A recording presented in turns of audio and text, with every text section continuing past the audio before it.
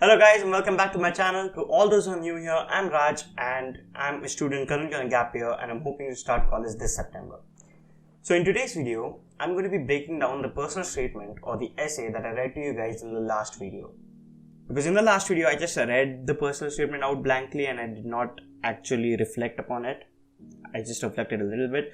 But I hope that in this one, I can give you deep insights in that same personal statement and also some tips and advice on how you can craft your own personal statement very well to get into the top universities as well.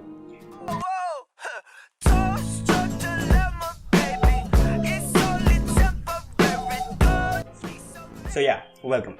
As you can see, today we are going down into my PC for the first time, into my laptop for the first time, and we have changed the seating arrangement as well because I had to do this. Now, here it is, the personal statement breakdown, and before we get started, let me show you guys what all universities I had the offer in. So I got an offer at the University of Manchester, the University of Edinburgh, which is one of the best universities in the world, the University of St. Andrews, the University of Leeds, the University of Birmingham, Sheffield, Southampton. So that's just basically what you need to know, and I got into all the universities that I applied to. So this personal statement, I'm not again saying that personal statement is the reason that I got in. It might be the reason, it might not, but whatever I've written, it worked, so it was not rejected. So before any further ado, let's jump into the essay now. So I'll be first of all going through the first paragraph, of course. So on my 14th birthday, I reckon, I started reading a book called A Brief History of Time. This was a point in my life where I did not understand what the word physics exactly meant. Out of spite, I started reading the book, which got me hooked from the very first page. So before we get any ahead, I want to establish the very first line. So on my 14th birthday, I reckon, I started reading a book called A Brief History of Time. Now, why did I include this line over here? So always remember that your personal statement's first line needs to be catchy. Now, brief history of time. So I was applying for a course related to physics, or I was applying for physics. Now the people that are going to be reading my essay, that are going to be analyzing my application, will obviously know this book, A Brief History of Time. This is a very common book in the physics world, or it is a very common book altogether, and they will know about it, and they'll think that yeah, even he has read about it, and they'll think about reading it further. But if suppose you start your personal statement with a line like, hi, my name is this and I want to study here, they're obviously not going to be interested to go further. So your first statement and your first paragraph are supposed to be the places where you spend the most time, are supposed to be the most important places in your personal statement, because that hooks the reader. That is very important to understand. So little did I know about the author. So notice again, I did not mention the author here because I'm guessing that the person who is reading my essay will obviously know about the author, and yeah, they will know about the author. Also, many things in the book were not quite apparent to me, but somehow with some hardship along the way I was through. So here I want to mention, I want to be a little modest, because you need to be honest. Now if you're going to tell them that at 14 I read this book and I completely understood it in the very first attempt that I read it, they are most likely to think that you are bluffing. They're most likely to think that you're lying. So here I have properly established that the book was not a very easy read back then. I had a lot of hardship along the way, but I read it through because I was interested in the book. So this is what this sentence establishes. So I consider it safe to say that Stephen Hawking indirectly invited me into the fascinating world of physics, the exact meaning of which is not yet very clear to me, and this is what I wish to attain from a university. So I guess the first paragraph is quite clear to you guys by now. Let's move on to the second paragraph. Again, notice I've ended the first paragraph establishing firmly that I'm going to be studying physics. So by now they understand that I want to study physics. Let's move on to the second paragraph. From a very young age, I always wondered why something happened. So now I'm going into my characteristics a little bit. So I'm talking about myself a little bit. I used to ask my middle school teachers about many things and always asked why to any answer they gave, and they always failed to satisfy my quest to understand why exactly did it happen. Now this sentence here establishes my curiosity, and I want to show the admissions officer that I was a curious person. I am a curious person, and I have been that way since middle school, that is 6th, 7th and 8th standard. So that establishes it very clearly, I guess. A series of whys I realized can never end. You can never stop asking why to a question anybody has given. I would rather have questions that cannot be answered than answers that cannot be questioned. So here I have included a quote. Now there is a very divided dialogue upon this, because when I was researching before I was writing my personal statement, I checked in many places, and most people say that please do not use quotes because they are not your authentic voice, or they don't talk about you, it is someone else quoting them. And I wanted to include this, so I did, because I'm a huge fan of Richard Feynman, and I really wanted my personal statement to have something to do with him, and there was no problem because none of the universities seem to mind that. So please be careful of what sites you're doing your research from, because many people will tell you do this, do that, and they'll tell you don't do this, which actually you could improve your chances if you did that. So yeah, be careful when you're researching for yourself. These words from Richard Feynman stuck to me and has made physics an enthralling world for me in itself. Studying physics in high school never seemed like a burden to me by any means. Here I established that studying physics was not actually studying. For me, I enjoyed doing it when I was in high school, or even now. When many used to stick to the textbooks because the questions and tests were limited to it, I never really liked my school textbooks, and they often seemed quite dull to me. Here, again, I have established honesty. I am telling them that I did not like my school textbooks, and I loved reading from reference textbooks, and I loved reading novels about physics, and I loved reading textbooks which had nothing to do with the syllabus, which were ahead of time, and I didn't like that, so I have mentioned it again. It was then that I stumbled upon the Feynman Lectures on Physics. This book is like the holy grail for beginner physicists or people who are starting to study physics, so I think I could mention it over here. This book made studying physics not a burden. So here, I guess I made a mistake here. So I have repeated this sentence. This book made studying physics not a burden, and here physics never seemed like a burden. Please don't do that. So I have done that, I agree, but I don't think I noticed that back then. So please do not try to repeat things again and again. So they understood here that studying physics was not a burden, but I'm mentioning again here that it was not a burden, so they might get a little annoyed. The more I read it, the more curious I got, and the more I disturbed my teachers with questions that had nothing to do with our class syllabus. But quite surprisingly, I even performed well in the test. So here I established that in spite of studying different textbooks, many people might think that I was a loser, that I did not actually score very well in the test, but I wanted to establish that no, I studied from different textbooks, yet I used to get the grades that I wanted. Trying to turn my passion into action, I often tried a phase that I could actually use all the knowledge that I required. Okay, my school gave me an opportunity to act as a helping hand to the underprivileged children in the rural areas of the country. So here, this is something that is very important to me, and this was something that I did completely throughout my high school years. So I was in a boarding school, as I have established in one of the earlier videos. I was there for 6 years, and this right here, this little part that I've highlighted, is talking about what I used to do, what volunteering work I used to do during the time, and I'm really proud that I used to do that, and I wanted to include that here. So this might feel like, if not written carefully, this might come across as a thing that you're bragging about yourself, about how good I am, about how I love to help others, and all that. But try to scale it down a little bit, to not exaggerate, because most of the universities, they are going to be interviewing you. Not most. Some of the universities, they are going to be interviewing you, and during the interview, if there's even a slight mismatch between your personal statement and what you're speaking, that does not ring good to the admissions officer, and they might reject you, because if you're invited for an interview, very few people are going to get selected, because only selective universities do interviews. University of Manchester does interviews, Oxford, Cambridge, London School of Economics, these are the schools that generally stick to interviews. Imperial College as well, but most schools do not. So if a school takes interviews, you can be well assured that that university is very selective in its students. So I guess I have read this part in the last video, so I don't want to go through it again. In grade 8, I also participated in an All India Robotic Championship, which was a 7-day competition held at the Indian Institute of Technology, New Delhi. So IIT is a world famous university, and anyone, anywhere, if you talk about them, they are going to be knowing about IIT. And so I mentioned it elaborately here, so I expanded IIT into Indian Institute of Technology, New Delhi, so that there's no confusion in what it is.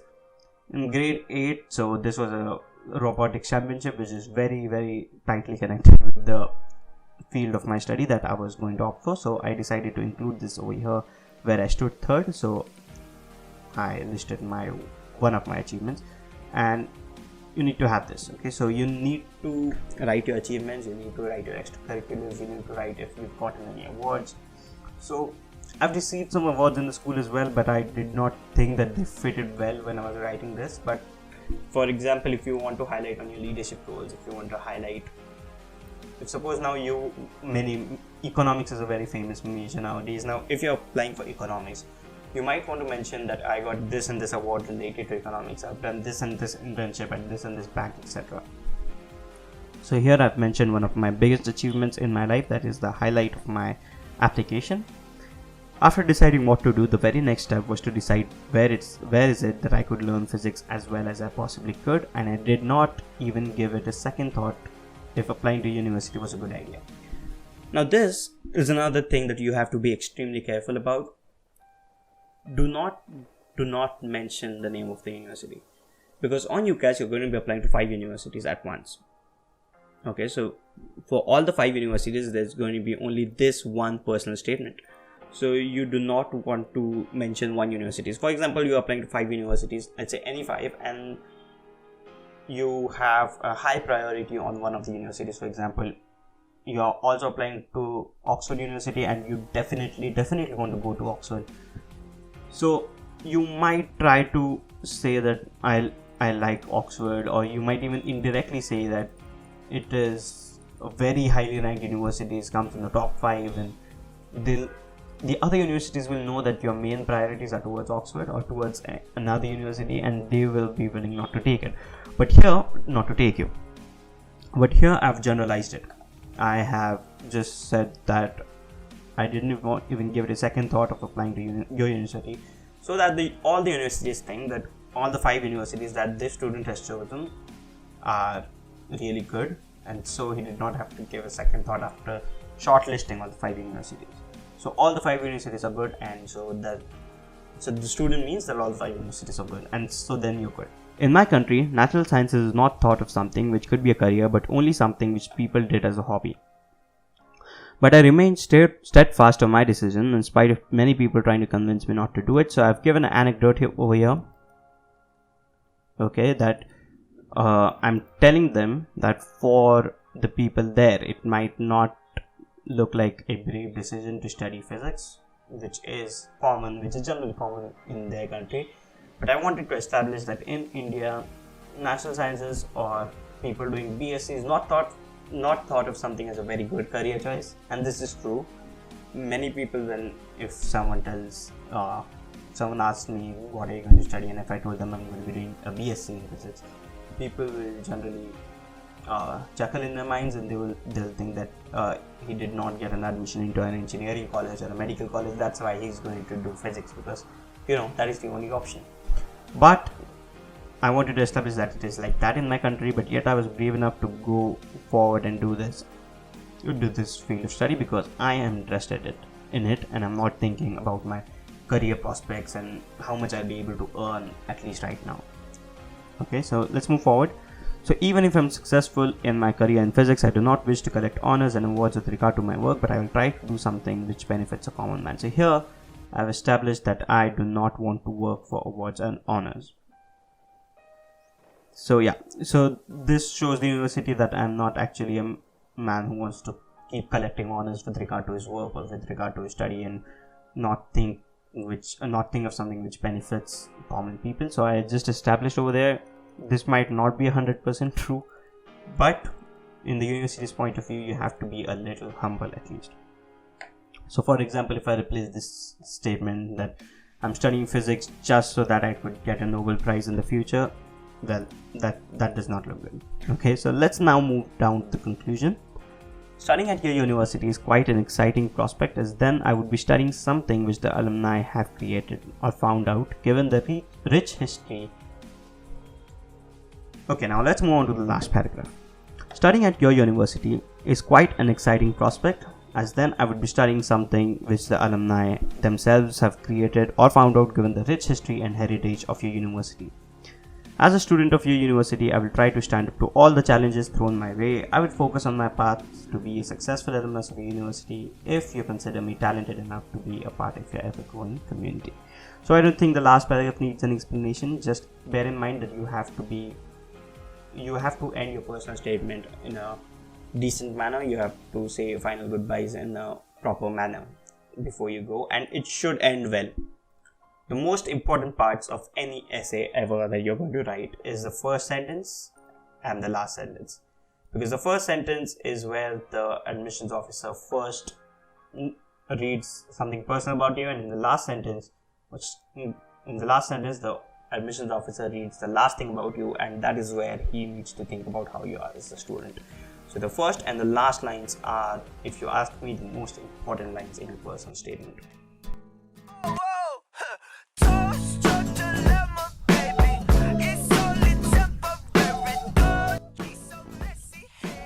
So yeah, I hope you understood how I had written my essay, and I guess the breakdown was successful and that you were able to gain some insights from that. Now let's move on to some general tips that you need to follow while writing your personal statement. So before getting started, let's just talk about figures. So you need to write your personal statement in a total of 47 lines, which is roughly 4,000 characters, which is a lot of space if you ask me, because it is a lot of space if you ask me.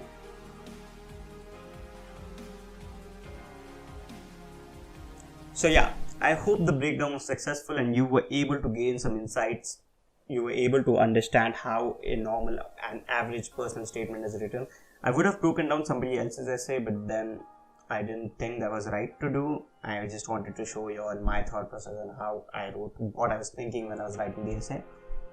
Now let's get down to some general advice and general tips that you can follow in your personal statement. First of all, as I said so many times when I was breaking down the essay, the first and the last lines are very important. The first line, or the opening paragraph itself, the complete paragraph, you have to be very careful when you write that. You have to be extremely articulate. You have to be able to grab the reader's attention.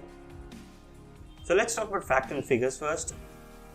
Your personal statement should have a total of 4,000 characters, which includes spaces. 4,000 characters, not words, be careful. 4,000 characters, and it should be within 47 lines. It should not be more than 47 lines. These are the general facts and figures.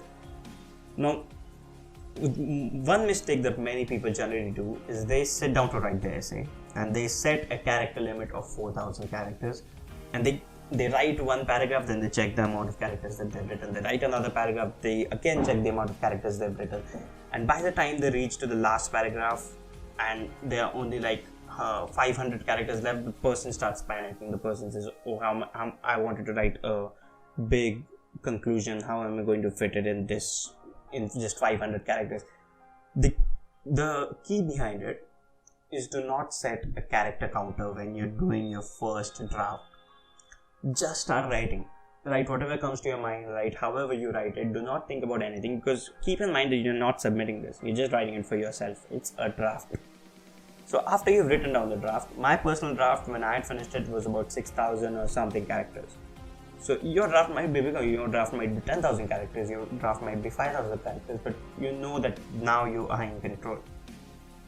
And now start making the edits. Start continuously making the edits. Cut the things that you don't like, cut the sentences that are redundant, that are actually not required. You could do away with them. Start cutting the essay, start improvising the essay. If you think of a new line, if you think that this word should be replaced with another word, write that. Another tip, do not sit with a thesaurus or a synonym dictionary, because when you're sitting down and you are trying to, for example, your word is friendship, but you go to the thesaurus and you say, wow, this word camaraderie, it's not very common and I would sound very unique to the admissions officer, and you include it. What will happen is you lose your authentic voice. As I've said in the last video, you need to have your authentic voice in your personal statement. So do not try to take fancy words. Do not try anyone else to write one paragraph for you, one sentence for you.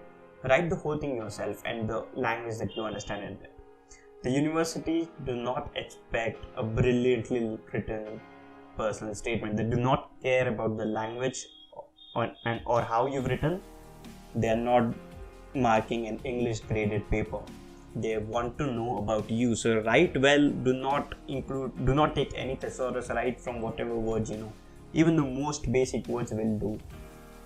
Remember that. Another thing, most of my friends, many people who were writing the personal statement after I had submitted it, used to ask me that what should I write the personal statement about? Now there's only one answer to this. You have to write the personal statement about you. There's nothing else that you have to write about. It should completely be about you. Why you want to study this. Even if you're writing about your parents, for example, my dad pushed me, or my dad inspired me for a career in medicine, you have to try and reduce the part that mentions your dad and write about how your dad inspired you. So again, you write about yourself. You write the most part of the essay should be about you and not about anyone else. Another thing, as I've mentioned again, do not mention the university. This is important. Now let's move on to the last tip. Do not go fast into it. Many people, for example, if the admissions deadline is on 15 January, they will try to start writing the essay on the 1st of Jan, and they'll try to finish it in 15 days. That panics you out. You'll try to write those 4,000 characters perfectly in 15 days, and when it's time to turn your essay in, the admission officer will know that you have rushed into it. You can make out, you can take any essay which has been written in one day, or you read an essay which has been worked on for about 30 days, and you'll definitely notice the huge amount of difference that is there in both these essays. So this is something you need to understand. Spend a lot of time on your essay. I personally spent one and a half or 2 months on my personal statement. I used to keep on constantly editing it. I used to give it to people to read, the people I trusted. That's another thing. Do not keep yourself reserved. Do not write your essay and think you read it. You're obviously going to be writing whatever you have written yourself. I personally liked the first draft that I'd written, but then when I showed it to other people, when I showed it to my English teacher to read, she gave me insights that were quite important, because that personal statement just was not good. If I am able to find my first draft, I'll put it in the description below. You can see how different the first draft and the last draft are, right? Because in the first draft, you're going to be thinking, after you've written it, you've worked hard on it, so you think that you have done the best job in the world, but the reality is completely different. So therefore, you need to find 2 or 3 trusted people and have them constantly reading your personal statement and giving you honest insights. Give it only to the people who are going to give you honest insights. Do not give it to anybody who will just say that, wow, what a personal statement you've written. Give it to someone who will give you honest remarks, who will tell you exactly what is going wrong. But again, do not ask them to write it for you. You have to write the whole thing yourself. So that's it from my end for today. I'll be back shortly with another video. So thank you so much and stay tuned for the next one.